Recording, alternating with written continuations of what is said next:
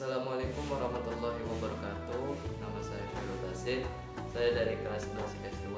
Kali ini saya dan kelompok saya yaitu kelompok 2 akan mempresentasikan tentang kemunduran umat Islam. Di kelompok 2 ini terdiri dari diri saya sendiri, itu Khairul Basit. Yang kedua ada Raka Zaidan Rahman. Yang ketiga ada Dama Prawatama. Yang keempat ada Muhammad Zikri. Dan yang kelima ada Muhammad Hilmi Sofwan. Kemerosotan politik dalam Islam sebenarnya sudah dimulai sejak runtuhnya Daulah Abbasiyah di Baghdad. Di lain tempat Daulah Bani Umayyah di Andalusia juga mulai meredup pasca munculnya Meluk atau Waif, yaitu kerajaan-kerajaan kecil, sampai dengan berakhirnya kekuasaan Bani Ahmad praktis. Setelah runtuhnya Daulah Abbasiyah dan Umayyah, tidak ada kerajaan Islam yang besar di dunia. Meredupnya politik kekuasaan Islam menjadi titik balik bangkitnya bangsa Barat dan lemahnya kekuatan militer yang dimiliki bangsa-bangsa Muslim juga menjadi titik lemah bagi bangsa Barat untuk melakukan ekspansi terhadap bangsa-bangsa Islam. Perjuangan bangsa Barat yang belajar dari ilmuwan Muslim mulai hasil perlahan dan pasti. Bangsa Barat mulai mengembangkan teknologi yang sebelumnya dimiliki oleh bangsa-bangsa Islam. Munculnya Muluk atau Waif, yaitu kerajaan-kerajaan kecil, membuat bangsa Islam terkotak-kotak menjadi kekuatan kecil. Hal ini dicermati dengan baik oleh bangsa Barat sehingga membuka kesempatan kepada bangsa Barat untuk menguasai negeri-negeri Muslim. Dampak dari pertumbuhan teknologi di Barat adalah munculnya Renaissance.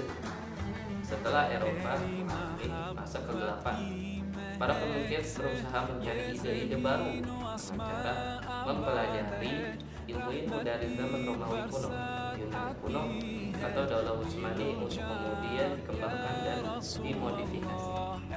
Assalamualaikum warahmatullahi wabarakatuh. Nama saya Raka Zaidan, kelas 11 PS2 dari kelompok 2. Ingin menjelaskan tentang kemunduran umat Islam. Kemunduran kerajaan besar. Kemunduran Islam tidak lepas dari runtuhnya kerajaan-kerajaan Islam besar di Jazirah Arab. Di antara gambarannya adalah kejayaan diraih oleh Daulah Abbasiyah yang kemudian menuai kemunduran sampai dengan keruntuhannya. Runtuhnya Daulah Abbasiyah bukan tanpa sebab. Setelah Daulah Abbasiyah berhasil membumikan kejayaan dan keemasannya dalam berbagai bidang peradaban dan ilmu pengetahuan, akhirnya runtuh juga. Ada beberapa faktor yang melatar belakangi runtuhnya Daulah Abbasiyah. Faktor internal, perebutan kekuasaan di pusat pemerintahan yang terjadi antara penerus Daulah Abbasiyah tidak terbendung. Bagi sebagian orang Arab, mereka masih belum bisa melupakan pengaruh Daulah Umayyah, karena pada masa daulah tersebut hampir semua penguasa berasal dari bangsa Arab. Namun bagi kalangan non-Arab atau Ajam, mereka juga menginginkan kekuasaan Daulah Abbasiyah dipegang oleh keturunan mereka. Demikian hal orang-orang Persia, mereka menginginkan sebuah daulah dengan pemimpin yang berasal dari kalangan mereka.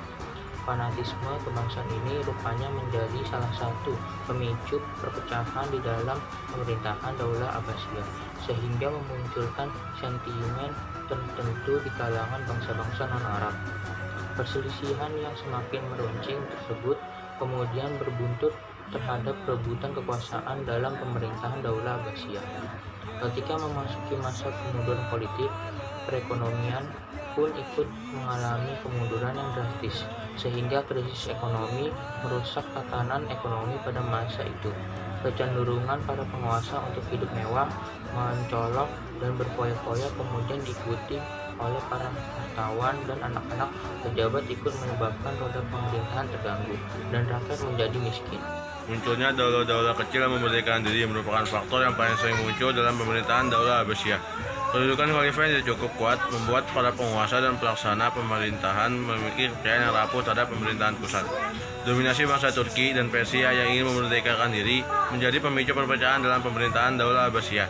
Hal ini juga berakibat terhadap bangsa-bangsa lain yang jauh dari pusat pemerintahan Daulah Abbasiyah berusaha memisahkan diri dari kekuasaan Baghdad.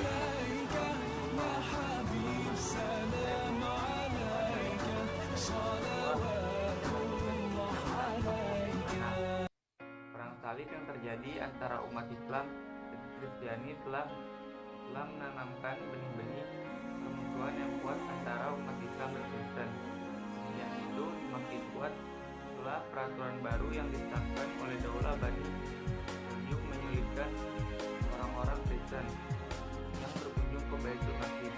Dampak dari perang tersebut, beberapa wilayah kekuasaan Islam berhasil dikuasai oleh tentara Kristen.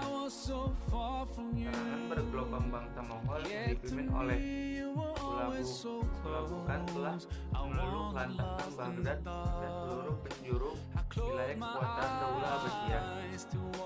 Tragedi kemanusiaan berupa penganiayaan dan penyiksaan berlangsung kurang lebih 40 hari dengan jumlah korban yang mencapai ratusan ribu umat Islam pada waktu itu. Terbunuhnya Khalifah Al-Mu'tasim menjadi penanda akhir dari Daulah Abbasiyah. Runtuhnya kekuasaan Islam tidak hanya dialami oleh Daulah Abbasiyah. Di belahan bumi yang lainnya juga mengalami peristiwa yang hampir sama. Daulah Bani Ahmad di Andalusia juga berakhir dengan tragis. Khalifah terakhir diusir dari Andalusia. Bahkan seluruh umat Islam di Andalusia dipaksa meninggalkan Andalusia atau tetap di Andalusia namun berpindah keyakinan. Daulah Mughal di India juga mengalami hal serupa. Rapuhnya kondisi dalam negeri, Daulah Mughal membuka kesempatan imperialis Inggris berhasil untuk masuk dan meruntuhkan kejayaan Mughal dan kemudian menguasainya. Penjajahan ini kemudian berlangsung sampai negara India berhasil memerdekakan diri. Dari beberapa pelajaran di atas, Syekh Hamir Syekh Akbel mengungkapkan beberapa alasan mengapa umat Islam mundur dan sulit untuk maju. Yang pertama, umat Islam sudah tidak benar-benar mengamalkan ajaran Islam sesuai dengan syariat, khususnya Al-Quran dan hadis. Dan yang kedua, umat Islam tidak mau bersatu dan terpecah belah. Padahal umat Islam diperintahkan untuk bersatu dan Allah sudah mengingatkan kepada kita. Yang ketiga, mayoritas umat Islam terlalu cinta dunia dan takut mati, dan kebanyakan umat Islam memilih kepentingan kehidupan dunia dan melupakan di akhirat. Yang keempat, mundurnya umat Islam disebabkan karena hilangnya semangat jihad.